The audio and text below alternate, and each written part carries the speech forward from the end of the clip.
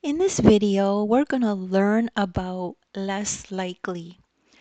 So if we have a problem like this one that says, on which color is the spinner less likely to land?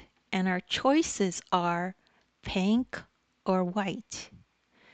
So if we take a look at this spinner, so if someone spins it, we need to decide how likely it would be to land on the white or on the pink.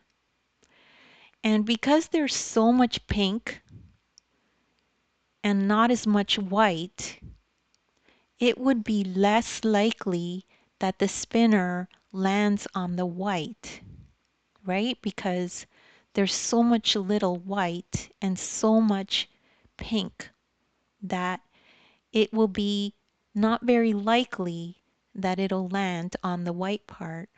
So on which color is the spinner less likely to land?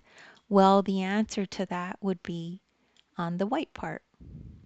So it's less likely that it'll land on the white, just because there's so little white and so much pink. And don't worry if you don't understand these concepts right away. You could just rewatch the video. And thank you so much for listening. And remember to like and subscribe.